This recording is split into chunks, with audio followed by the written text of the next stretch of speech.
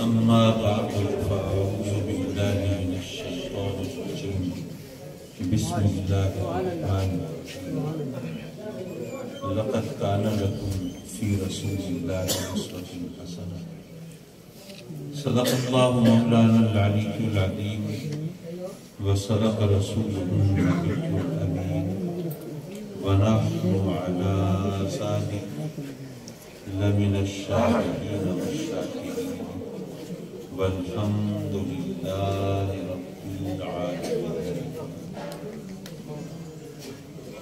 مکرم و معزز حاضرین محفل، میں آج کی اس محفل کے میزبان عزیزم محترم ملک سلطان باسی سلطان کھر صاحب کا شکر گزار ہوں کہ انہوں نے یہ خوبصورت محفل سجا کر آپ دوستوں سے ملاقات کا ایک بہت اچھا موقع پیدا کیا. اللہ تبارک و تعالی ہم سب کو اپنی بے شمار رحمتوں سے نوازے اور اپنی پکڑ سے قہر و غضب سے محفوظ فرمائے. ماہ رمضان ہے اور اللہ کے فضل و کرم سے ہم روزے سے ہیں، اور اگر آپ غور فرمائیں تو یہ روزہ دراصل ایک اعلان ہے رب کی بارگاہ میں دنیا کے سامنے یہ بتانے کا کہ مولا جو تو نے ہمیں پیدا کیا ہے، ہمارا مقصد تخلیق قرآن مجید میں رب کائنات نے دو ٹوک لفظوں میں بیان فرمایا، وَمَا خَلَقْتُ الْجِنَّ وَالْإِنسَ إِلَّا لِيَعْبُدُونِ. ہم نے جنوں اور انسانوں کو پیدا کیا ہی نہیں مگر اس لیے کہ وہ ہماری عبادت کریں، ہماری معرفت حاصل کریں.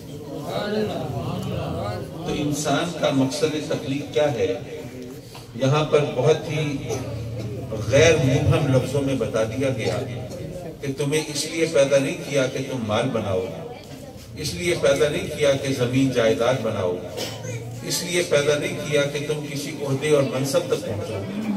تمہاری تخلیق کا مقصد یہ نہیں تھا کہ تم طاقت و اقتدار کے ایوان میں پھریرے لہراؤ، بلکہ تمہیں کس لیے پیدا کیا؟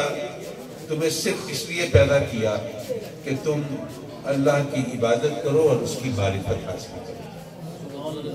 یہ جو نفی اور اثبات کا انداز ہے جو اس آیت میں ہے، وَمَا خَلَقْتُ الْجِنَّ وَالْإِنسَ، ہم نے جنوں اور انسانوں کو پیدا کیا ہی نہیں. پہلے انکار ہو گیا، اس کے بعد اقرار ہے إِلَّا لِيَعْبُدُونَ، مگر عبادت کے لیے.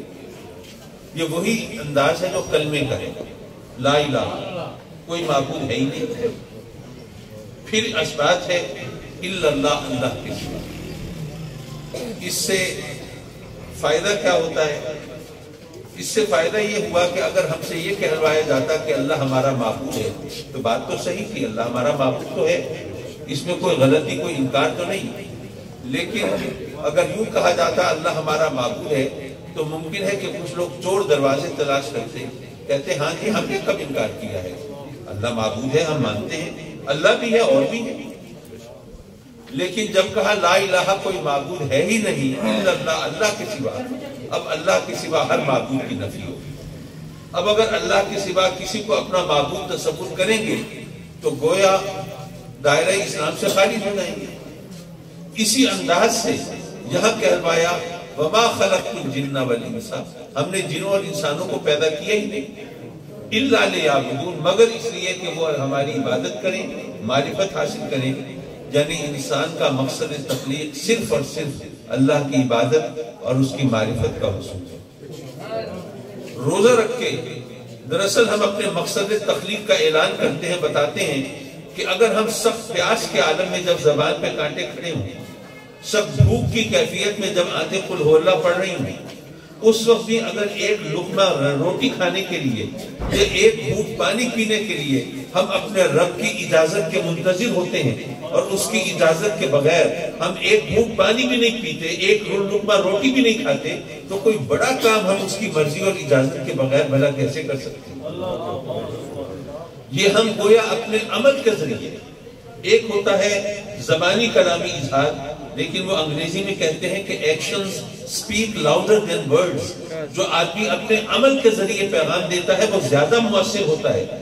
زبانی کلامی پیغام کے مقابلے میں. لیکن یہاں پر ممکن ہے کہ کوئی دوست کہیں کہ جی اگر ہمارا مقصد تصدیق پھر صرف اللہ کی عبادت ہے تو پھر بڑا مشکل ہو گیا, ہم تو پھر صرف لوٹے اور مسلح کی رہ گئے, کچھ اور کر ہی نہیں سکتے. اب اس دنیا کے اندر وقت گزارنے کے لیے ہزار بکھیڑے ہوتے ہیں, نہ جانے کتنی مصروفیات ہوتی ہیں, معاشرے میں جگہ بنانے کے لیے محنت بھی ہوتی ہے, تگ و دو کوشش و کاوش بھی ہوتی ہے, روزی بھی کمانی ہوتی ہے, بچوں کی پرورش کے لیے بھی ہمیں کچھ نہ کچھ کرنا ہوتا ہے. اور آپ کہتے ہیں کہ نہیں جی ہمارا مقصد تفریح تو صرف اللہ کی عبادت اور اس کی معرفت کا حصول ہے, تو اس کا مطلب یہ ہوا کہ اگر ہم کسی اور کام میں لگیں گے تو مولوی تو ہمارے پیچھے ڈنڈے لے کے پڑ جائیں گے کہ تم اپنے مقصد تخلیق کو بھلا رہے ہو, فراموش کر رہے. میں عرض کروں گا یہ خیال اس کے ذہن میں آئے گا جس نے عبادت کا بہت محدود مفہوم سمجھا ہے. عبادت کسے کہتے ہیں؟ آپ کہیں گے یہ بھی کوئی سوال ہے, ہم نے روزہ رکھا ہوا ہے, ہم عبادت کر رہے ہیں, ہم ابھی مغرب کی نماز پڑھیں گے, ہم عبادت کریں گے. میں عرض کروں گا کہ اگر روزہ رکھنا عبادت ہے تو آج کل روزہ تقریباً 14 گھنٹے کا ہے, پونے 14 گھنٹے کا. تو مجھ جیسا بندہ کہے کہ بھئی اگر میں 14 گھنٹے بھوکا رہوں, پیاسا رہوں اور اپنے نفس پر قابو پا کے اگر میں اسی طرح وقت گزاروں تو اللہ مجھ سے راضی ہوگا.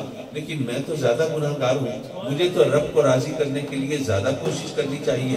تو صرف 14 گھنٹے کی بھوک پیاس سے تو میرا من اجلا نہیں ہوگا اور میرا من صاف نہیں ہوگا. مجھے رب کو راضی کرنے کے لیے زیادہ تگود اور زیادہ کوشش و کاوش کرنی چاہیے. تو میں چلو 2 گھنٹے وہ روزے کا ڈیوریشن بڑھا دیتا ہوں, میں تراویح پڑھنے کے بعد روزہ کھولوں گا. تو کیا خیال ہے اگر 2 گھنٹے میں روزے کا وقت بڑھا دوں تو کیا ثواب بڑھ جائے گا؟ روزہ مکروہ ہو رہا ہے, ثواب کم ہو رہا ہے. کمال ہے 14 گھنٹے بھوکا پیاسا رہوں, اپنے نفس کو لگام دے کے رکھوں تو رب مجھ سے راضی ہو. 16 گھنٹے اگر زیادہ محنت کروں, زیادہ مشقت کروں, زیادہ سختی سے ہوں, پیاس اور بھوک کا زیادہ سامنا کروں اور اپنے نفس کو زیادہ دیر لگام دے کے رکھوں تو رب کو زیادہ راضی ہونا چاہیے. لیکن نہیں, روزہ مکروہ ہو رہا ہے, ثواب کم ہو رہا ہے. اگر روزہ عبادت ہے تو عید کے دن کو روزہ رکھے اسے لوگ شیطان کہتے ہیں. کیوں؟ روزہ رکھا ہوا ہے. اگر روزہ عبادت ہے تو عبادت کی وجہ سے کسی کو شیطان کہنا یہ تو عبادت کی توہین ہے, اور عبادت کی توہین تو کفر کی طرف لے جاتی ہے. اگر نماز عبادت ہے تو جب سورج نکل رہا ہو یا غروب ہو رہا ہو یا زوال کا وقت ہو, اس وقت کوئی نماز پڑھنے کھڑا ہو تو جو مسئلے سے واقف ہے وہ روک دے گا, ٹوک دے گا, منع کرے گا کہ بھائی ذرا ٹھہر جاؤ, ٹھہر کے نماز پڑھنا. اگر نماز عبادت ہے تو کیا عبادت سے روکنا جائز ہے؟ اگر نماز عبادت ہے تو وہ بندہ کہے کہ بھئی آپ مجھے کیوں روک رہے ہیں, میں رب کو سجدہ کرنے لگا ہوں, اللہ کی نماز پڑھنے لگا ہوں, کسی اور کو تو سجدہ نہیں کرنے لگا, آپ کیوں روک رہے ہیں مجھے؟ تو وہ کہے گا کہ بھائی یہ بھی تو اللہ کا حکم ہے نا کہ اس وقت مجھے سجدہ نہ کرو. پتہ یہ چلا کہ روزہ عبادت نہیں, نماز عبادت نہیں, دراصل اللہ رسول کا حکم ماننا عبادت ہے. اگر آپ عبادت کا یہ مفہوم ذہن میں بٹھا لیں کہ اللہ رسول کا حکم ماننا عبادت ہے تو پھر آپ صحیح مفہوم تک پہنچتے ہیں اور عبادت کا صحیح آپ کینوس دیکھ سکتے ہیں کہ جناب عبادت کسے کہتے ہیں. پھر ہمارے لیے سونا اور جاگنا بھی عبادت ہو سکتا ہے. پھر ہمارے لیے روزی تو ہمیں کمانی ہے, بچوں کا پیٹ تو پالنا ہے, پھر رزق حلال کمانا یہ بھی عبادت ہے. پیٹ تو ہمیں بھرنا ہے, روٹی تو ہمیں کھانی ہے. اگر ہم سنت طریقے سے رزق حلال کھائیں گے تو روٹی کھانا بھی عبادت ہو جائے گی. پھر زندگی کا ہر لمحہ عبادت ہو جائے گا اگر ہم اس بات کو سمجھ لیں. دراصل یہ ایک زاویہ نظر کی بات ہے. میں اس کو ایک مثال کے ذریعے آپ کے سامنے رکھوں. اب یہ مجھے نہیں پتا ابھی وقت ہے کچھ, میری گھڑی صحیح ہے, کوئی 17 منٹ میں ابھی ایسے ہی چلیے. میں یہ بتانا چاہتا تھا کہ اصل میں زاویہ نظر سے فرق پڑتا ہے. ایک مثال کے ذریعے آپ کو سمجھاؤں. ایک پاکستانی گیا انگلینڈ, اس کے پاس ابھی اتنے زیادہ سرمایہ نہیں تھا کہ وہ علیحدہ سے اپارٹمنٹ لے کے رہائش رکھ سکتا. تو وہاں پہ پیئنگ گیسٹ کے طور پر ایک انگریز جوڑے کے ساتھ پیئنگ گیسٹ کے طور پر رہائش رکھی. اب وہ انگریز جوڑا تھا تو ان کو اتفاق سے کہیں جانا تھا, تو انہوں نے اس پاکستانی سے پوچھا کہ اگر آج آپ گھر پہ ہوں تو ہمارا بچہ ہے 8-10 سال کا, اس کو گھر چھوڑ جاتے ہیں, اور اگر آپ کو کہیں جانا ہو تو مجبوراً ساتھ لے کے جانا پڑے گا, اکیلا بچہ تو گھر نہیں چھوڑ سکتے. پاکستانی نے کہا نہیں کوئی فرق نہیں پڑتا, میں گھر پہ ہوں, آپ چھوڑ جائیے. چھوڑ گئے گھر پہ بچے کو. اتفاق سے ان کے جانے کے بعد بچے کو پیاس لگی, وہ پانی پینے کے لیے کچن میں گیا, اس کے ہاتھ سے وہ گلاس چھوٹا اور وہ شیشے کا گلاس تھا وہ ٹوٹ گیا. اب بچہ ذرا پریشان ہوا, تو ہمارے پاکستانی بھائی نے کہا کہ نہیں فکر نہ کرو، میں تم کہہ دینا کہ جی انکل سے ٹوٹا ہے گلاس، اور میں بھی اون کر لوں گا کہ ہاں مجھ سے ٹوٹا ہے، اگلے دن گلاس لا بھی دوں گا، مسئلہ ختم ہو جائے گا۔ اس نے کہا اچھا ٹھیک ہے۔ اب جب والدین واپس آئے، گلاس ٹوٹا ہوا دیکھا، پوچھا تو بچے کو جیسے پٹی پڑھائی تھی اس نے کہہ دیا جی یہ گلاس تو انکل سے ٹوٹا ہے۔ اس نے بھی کہہ دیا ہاں جی مجھ سے ٹوٹا ہے، کوئی فکر کی بات نہیں، میں کل اور لا دوں گا، بات آئی گئی ہوگی۔ اگلے دن جب صبح سو کے اٹھے تو کسی نے دروازہ نوک کیا پاکستانی کے دروازے کا، تو اس نے وہ پریشان ہوا اس وقت کون آ گیا، دروازہ کھولا تو وہ انگریز جوڑا کھڑا ہے، وہ دروازہ نوک کر رہا ہے۔ ابھی کیا بات ہے؟ کہا کہ جی ہم نے تو آپ کو بڑا اچھا شریف آدمی سمجھ کے اپنا پیئنگ گیسٹ بنایا تھا، لیکن آپ نے عجیب کام کیا۔ آپ کے جانے کے بعد وہ رات کو بچہ آیا ہمارے پاس اور اس نے بتایا کہ گلاس تو اس سے ٹوٹا تھا، اور آپ نے اس سے کہا نہیں کہہ دینا کہ انکل سے ٹوٹا ہے، تو ہم چند گھنٹوں کے لیے گھر سے گئے تھے اور آپ نے ہمارے بچے کو جھوٹ بولنا سکھا دیا۔ تو چند گھنٹوں میں اگر آپ نے اس کے اخلاق کو اس طرح تباہ کیا ہے اور اس کو جھوٹ بولنا سکھا دیا ہے، اگر زیادہ دن یہاں رہے تو پتہ نہیں اس کے ساتھ کیا کریں گے آپ۔ سوری، ہمیں تو ایسا بندہ نہیں چاہیے۔ آپ یہاں سے بوریا بستر لپیٹیں اور یہاں سے رخصت۔ میں سوچنے لگا کہ اگر یہاں پاکستانی میں یہ واقعہ بیان کیا جائے تو وہ پاکستانی جو ہے وہ تو ہر ایک کو کہے گا جی آج کل نیکی کا زمانہ ہی نہیں ہے کسی کے ساتھ۔ میں نے تو بچے کا الزام اپنے سر لے لیا تھا اور میں نے تو کہا تھا کہ جی میں گلاس بھی لا دوں گا، میں تو قیمت بھی بھرنے کے لیے تیار تھا، لیکن انہوں نے الٹا مجھے الزام دینا شروع کر دیا۔ نیکی کا زمانہ ہی نہیں حضرات مکرم۔ لیکن جو ان کا نقطہ نظر ہے وہ بھی دیکھیے کہ انہوں نے کہا کہ گلاس ٹوٹنے کی کوئی حیثیت نہیں ہے، اصل چیز یہ ہے کہ بچے کو آج یہ سبب دے دیا ہے کہ جناب جھوٹ بول کر آپ اپنا جرم کسی دوسرے کے ساتھ تھوپ سکتے ہیں۔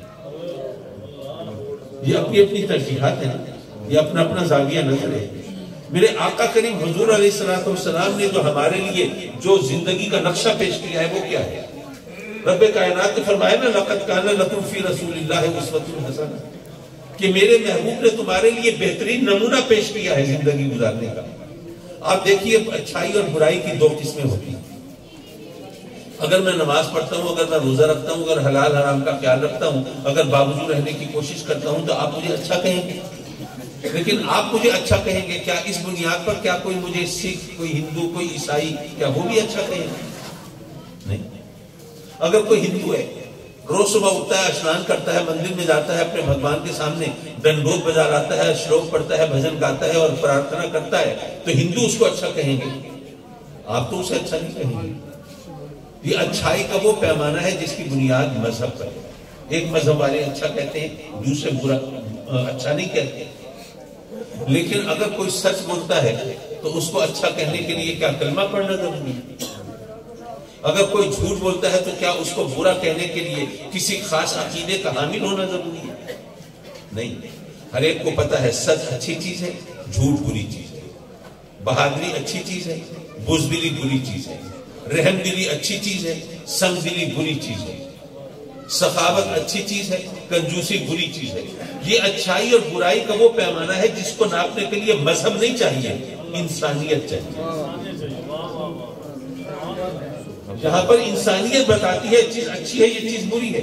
اب آپ ذرا دیکھیے میرے آقا کریم حضور علیہ السلام اعلان نبوت سے پہلے، آغاز وحی سے پہلے آپ صادق اور امین کہلاتے ہیں۔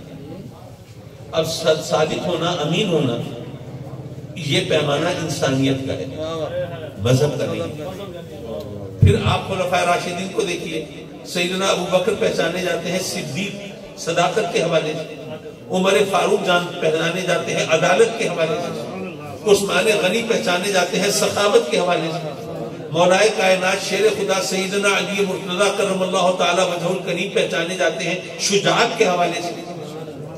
اور پھر حسنین کریمین کی اگر ہم عزت اور عظمت کے گن گاتے ہیں اور ان کی یاد میں جگہ جگہ محفلیں سجاتے ہیں تو کس لیے؟ کیا اس لیے کہ وہ عابد و زاہد ہیں؟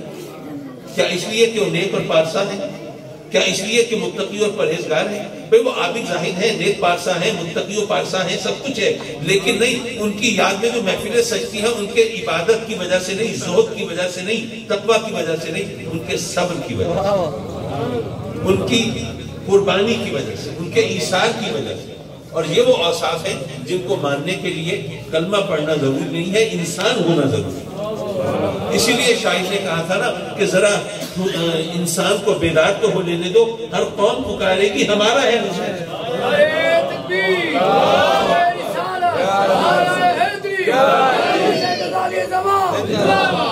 تو کہنے کا مطلب یہ ہے کہ آقا کریم حضور علیہ السلام نے ہم دین کی جو شکل ہمارے سامنے رکھی ہے اس میں انسانیت کو ترجیح دی گئی۔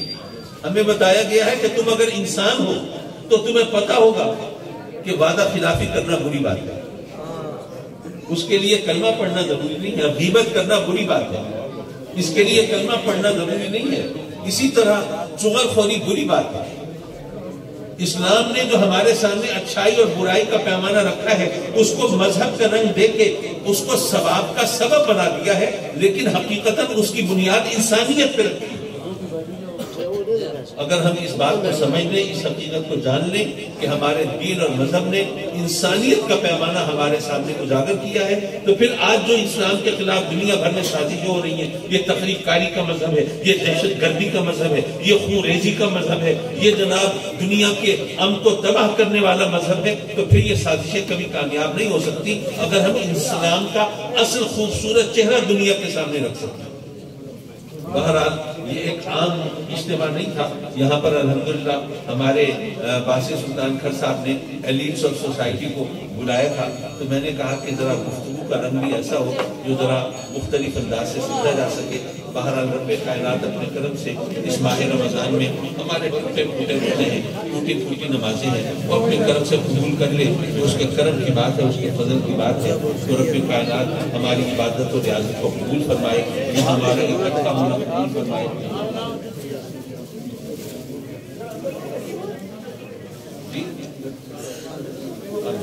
اللہ تعالیٰ سے آپ کے انس کو بازیاب فرمائے اور اس کی کوئی خیر خبر کا پتہ اللہ تعالیٰ فرمائے، اس کی طرف سے اس پریشانی سے آپ کو